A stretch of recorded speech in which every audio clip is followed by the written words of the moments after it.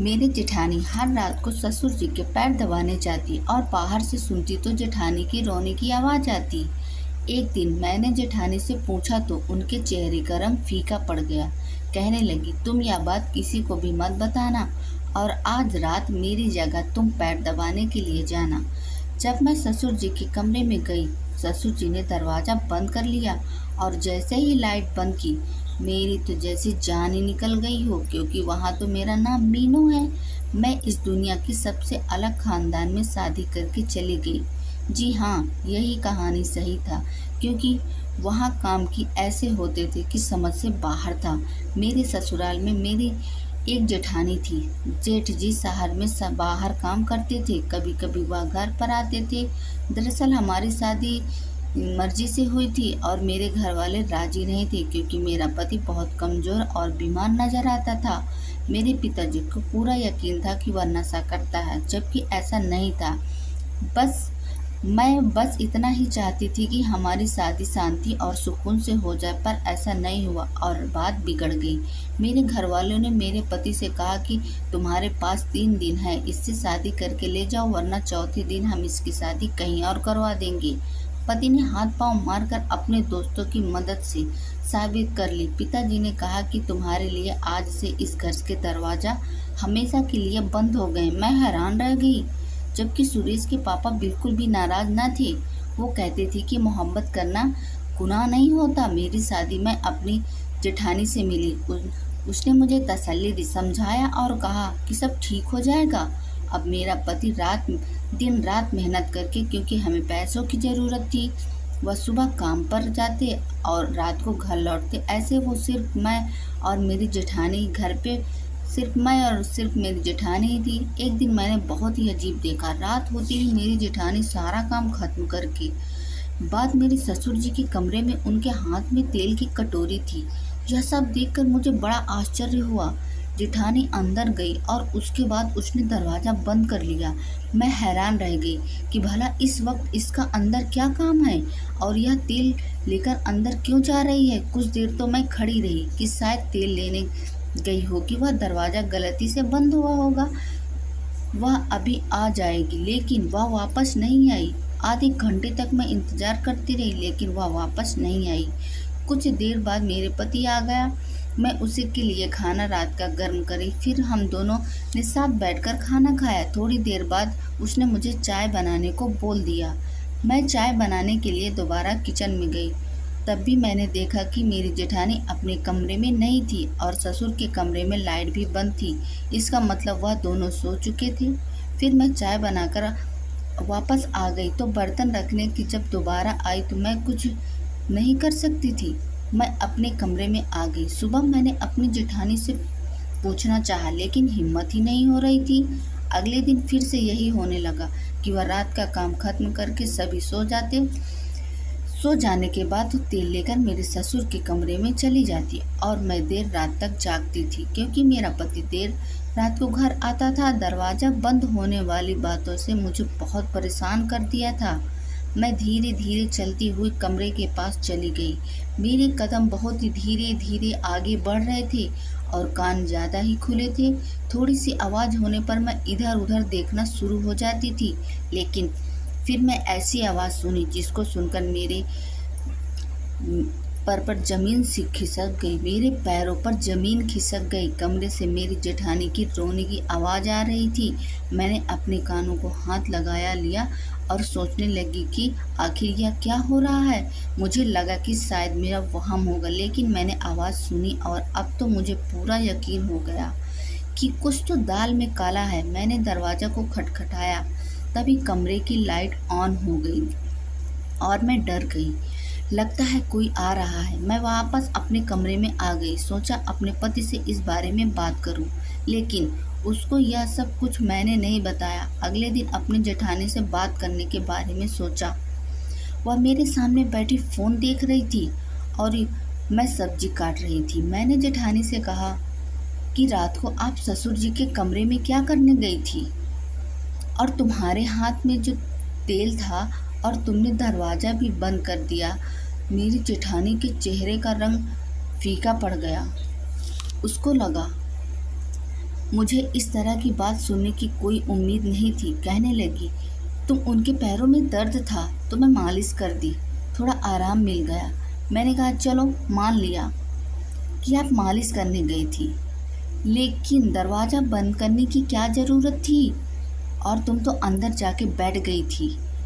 मैं आधे घंटे से देख रही थी, तुम अपने कमरे में नहीं थी। मेरी जेठानी ने मुझसे झूठ बोल दिया कि मैं अपने कमरे में ही थी। मैं बाथरूम गई हुई थी, इसलिए तुम्हें शायद मैं नज़र नहीं आई। मेरी तबीयत थोड़ी ख़राब थी। वह मुझसे नज़रें नहीं मिला पा रही थी और वह काम करने चली गई। मैंने कहा कि क्या हुआ था तुम्हारी तबीयत को? तो गुस्से से बोली, क्यों? तुम इतनी सी बात को बड़ी कर रही हो। छोड़ो, यह सब आज बहुत ज़्यादा गर्मी है और तुम मुझसे इतनी ज़्यादा सवाल क्यों कर रही हो? उसने बात को ही पलट दिया था, लेकिन मुझे अंदाज़ा तो हो गया था। मेरी एक बहुत ही अच्छी दोस्त थी। जब मैं उसको यह सब कुछ बताई तो उसको यह बात सुनकर आश्चर्य हुआ। वह बोली, तुम पागल तो नहीं हो गई हो? वहाँ पर क्या हो रहा होगा यह तुम्हें पता करना चाहिए। मेरी जेठानी भी अजीब तरह की औरत थी। वह अकेला रहना ही पसंद करती थी और कपड़े भी बड़े बड़े खुले पहनती थी। एक तरफ बोलती थी कि मुझे गर्मी बहुत लग रही है और दूसरी तरफ इतने लंबी और मोटे कपड़े पहनती थी। तब उसको गर्मी नहीं लगती तो क्या कोई न कोई बात तो ज़रूर है। एक दिन हमारे घर में एक रिश्तेदार आई हुई थी। उस बातों बातों में मैंने बातों की उनसे कहा कि तुम्हारा पति भी शायद शादी से पहले दूसरे देश में जाना चाहता था, लेकिन उसके पिता ने उसे जाने नहीं दिया। मैंने कहा कि मेरा पति बाहर नहीं जाए तो ही अच्छा है, मैं उससे बहुत प्यार करती हूँ। उन्होंने कहा कि हाँ, तुम्हारा जेठानी का भी पति बाहर है, बेचारी कितनी उदास होती है। मन ही कहा लगता होगा। मैंने सोचा उदास तो नहीं होती है, बिल्कुल नॉर्मल रहती है, तैयार भी होती है, कपड़े भी नए नए पहनती है। तो रिश्तेदार ने कहा, नहीं ऐसा तो नहीं होना है, मैंने तो उसे बहुत ही उदास देखा है, वैसे ही बड़ी खूबसूरत। मैंने कहा खूबसूरत तो बहुत है, ऐसे में जब पति पास न हो तो आदमी तैयार होकर किसको दिखाता है, लेकिन उसका दिल करता है कि वह तैयार हो। अच्छी बात है, इंसान को अपने लिए तैयार होना, अपने लिए भी जीना चाहिए। सिर्फ पति के लिए और औरत क्यों तैयार हो, अपने लिए भी तैयार हो सकती है ताकि अपने आप खूबसूरत देखकर उसकी खुशी मिले। मेरी जेठानी को देखकर बिल्कुल नहीं लगता था कि उसका पति बाहर विदेश में है।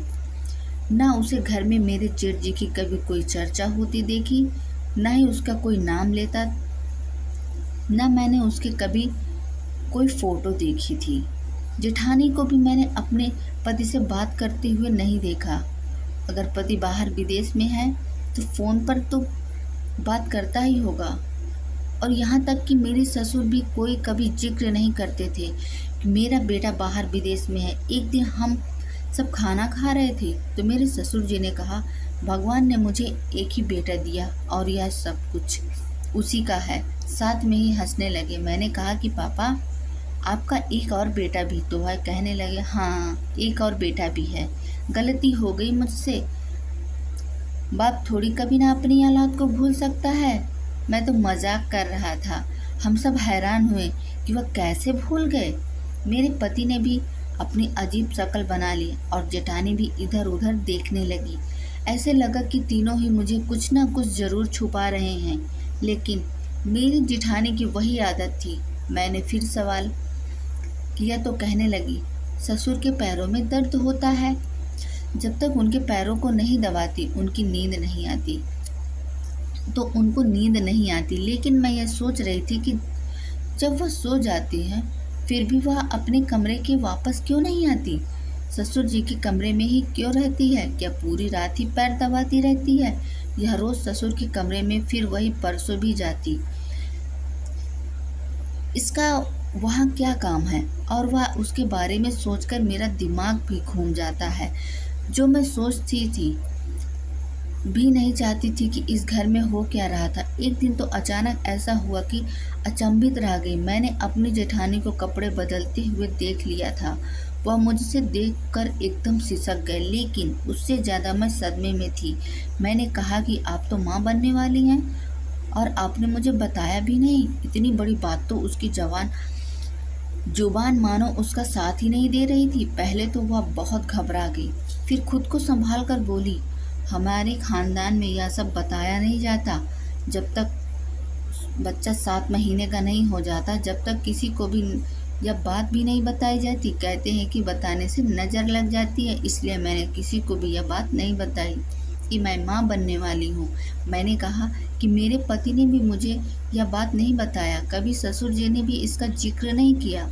क्या उन लोगों को भी नहीं पता? मेरी जेठानी को कुछ समझ में नहीं आ रहा था कि वह क्या जवाब दूँ। उसने कहा, शायद भूल गए होंगे। मैंने सोचा, कोई इतनी बड़ी बात कैसे भूल सकता है?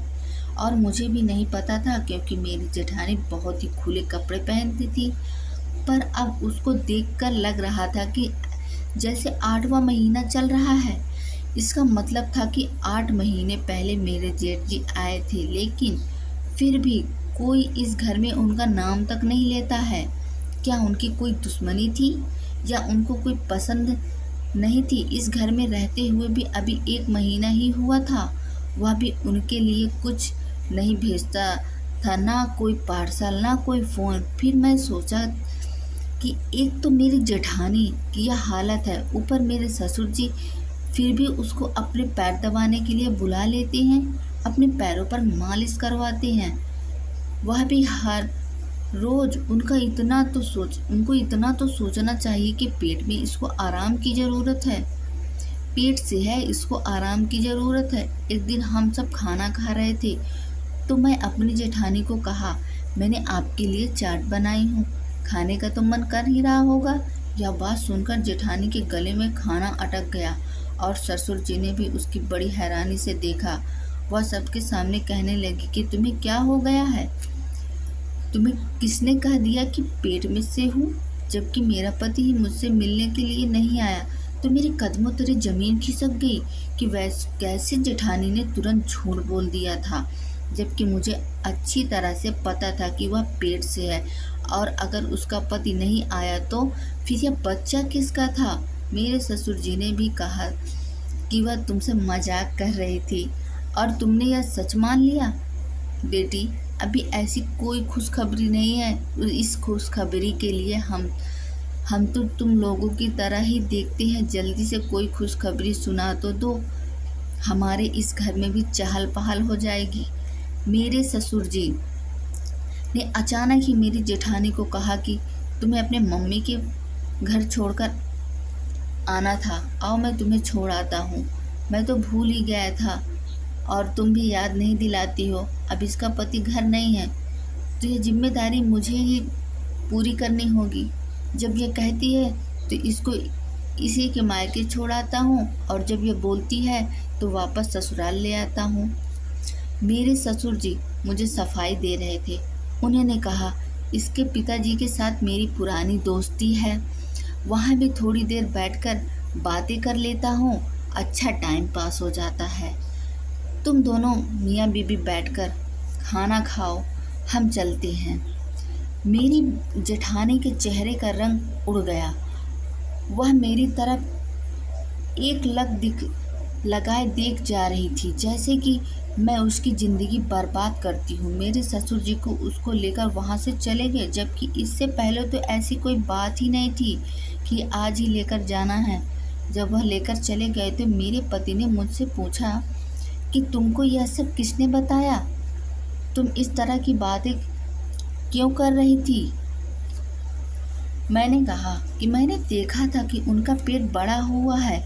मेरे पति भी हंसने लगे। उनका पेट खाने से बढ़ा है और तुम समझ रही हो कि वो प्रेग्नेंट है? मेरा भाई 2 साल से घर नहीं आया है तो बच्चा कहाँ से आ गया? मैं अपने पति से कुछ भी नहीं कहा और ना ही कोई बहस की, पर बात साफ थी और मैं अपनी आंखों से भी देखा था कि मेरी जेठानी पेट से भी थी और उनका 6वां महीना चल रहा था। लेकिन यह बात क्यों छुपाई जा रही थी? अगर छुपाई जा रही थी तो कब तक छुपाई क्या यह बच्चा पैदा नहीं करेगी? मेरे ससुर जी ने जेठानी को मायके लेकर रात तक वापस आए तो अपनी जेठानी को देखकर मैं फिर हैरान रह गई। उनके चेहरे पर एक बहुत बड़ा निशान बना हुआ था, जैसे किसी ने मारा हो। आगे बढ़ी, मैंने कहा कि क्या हुआ या कैसे हुआ? कहने लगी, मैं रिक्शा से गिर गई और मेरा मुंह जमीन पर जा लगा। मैं हैरान रह गई। मेरी जेठानी को देखकर लग रहा था कि वह झूठ बोल रही है। वह अपने कमरे में फिर से चली गई और उसने खाना भी नहीं खाया। अगर वह रिक्शा से गिरी होती और उसका मुंह जमीन पर लगा होता तो उसके चेहरे को भी कोई नुकसान होता, जबकि ऐसा कुछ भी नहीं था। ऐसा लगता था किसी ने जानबूझकर उसको मारा है। आज की रात भी वह मेरे ससुर जी के कमरे में जा रही थी। उसकी आंखों में आंसू बह रहे थे। जब वह कमरे में जा रही थी तो उसने अपने आंसू पोंछ लिए। मैंने सोचा, इस बेचारी के साथ कोई ना कोई तो जुल्म तो जरूर हो रहा है यहाँ पर, और यह सब कुछ सहन कैसे कर रही है। एक दिन मुझे बहुत गुस्सा आया और मैं अपनी जेठानी को कहा कि इतना बड़ा झूठ क्यों बोलती हो? सबके सामने मैं कोई अंधी नहीं हूँ। मैं तुम्हें अपनी आंखों से देखा कि तुम माँ बनने वाली थी। तुमने कोई नकली पेट तो नहीं लगा रखा है, और तुम इतनी खाती भी नहीं हो कि तुम मोटी हो जाओ। तुम्हारे पेट निकला बच्चा है। तुम्हारे पेट में किसका बच्चा है? जब तुम्हारे पति 2 साल से घर नहीं आते, यह बच्चा किसका है? मेरी जेठानी मेरी बात सुन ली, लेकिन जवाब कुछ नहीं दिया। मैंने कहा, उसे कमरे की वापस क्यों नहीं आती तो तेल लगाकर तो वापस आ जाया करो। वहाँ सोने की क्या ज़रूरत है? और कौन सा उनके पैरों में दर्द रहता है जो रोज़ तुमसे मालिश कराते हैं? कौन सा काम करते हैं? अगर तुम दोनों मिलकर कोई चक्कर चला रहे हो तो मुझसे बुरा छुपा रहे हो। अगर मुझे पता चल रहा तो मैं सारे मोहल्ले में तुम दोनों की बदनाम कर दूंगी। छोड़ूंगी नहीं तुम लोगों को। मुझे पता है एक औरत आदमी के बगैर नहीं रह सकती। तुम्हारा पति 2 साल से घर नहीं आया, लेकिन इसका मतलब यह नहीं है कि तुम उसकी इज्जत का सौदा कर दो। और इस बच्चे को क्या कसूर है? और इस बच्चे का क्या कसूर है? या इस दुनिया में आएगा तो इसको अपना बाप, किसको अपना बाप कहेगा? तुम इसको इस दुनिया में लेकर नहीं आना चाहती? कब तक छुपाओगी? क्यों अपनी ज़िंदगी बर्बाद कर रही हो? मेरी जेठानी को भी गुस्सा आ गया। उसने कहा, ठीक है, तुम्हें यही लगता है कि मैं अपने ससुर के कमरे में जाती हूँ और बच्चा भी मेरा पति का नहीं है, तो आज मेरी जगह तुम मेरे ससुर के कमरे में जाओ, उनको तेल से मालिश करना और जो देखना हो वहाँ पर जाकर क्या होता है। मैंने कहा, ठीक है, मैं चली जाऊँगी, देखती हूँ वहाँ क्या होता है। उसने कहा कि सच में पहले कमरे की लाइट आपकी होती है, ऑफ होती है, और उसने तुरंत इतना ही कहेगी कि तेल लगा दो, तुम आराम से लगा देना, उसमें कोई मसला नहीं। मैंने कहा, ठीक है, मैं जाऊंगी और देखूंगी अंदर होता क्या है। मुझे पता था कि औरत ही गलत ही नहीं होती है, वह जीत कर भी हार जाती है, लेकिन फिर भी वहाँ पर मुझे गलती जेठानी की लग रही थी। अगर कुछ गलत हो रहा था तो वह फिर से किसी को बोलती क्यों नहीं थी? अगर मेरे ससुर जी उसे ज़बरदस्ती कर रहे थे तो फिर वो बर्दाश्त क्यों कर रही थी? और वह अपने पति से क्यों बात नहीं करना चाहती थी? ना ही मेरे पति को बताती, किसी को कुछ नहीं बताती। कम से कम मुझे बता देती, मैं उसकी मदद तो कर देती। कि जिसमें कि आवाज़ मैंने सुनी थी।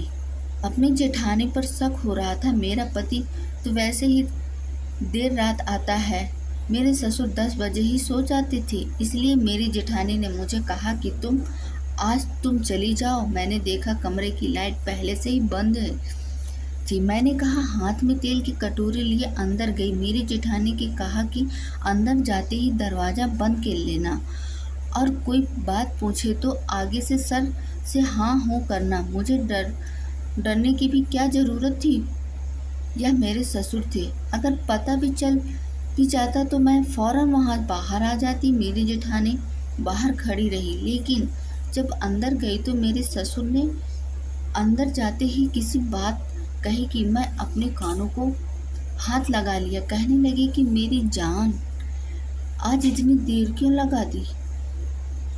मैं पूरी तरह हैरान रह गई। मेरे पास बैठो, खड़ी क्यों हो, यहाँ हो क्या रहा है। नाराज हो गई। मुझे यह ऐसा लगा बोल रहे थे जैसे कोई अपनी पत्नी से बात कर रहा हूँ।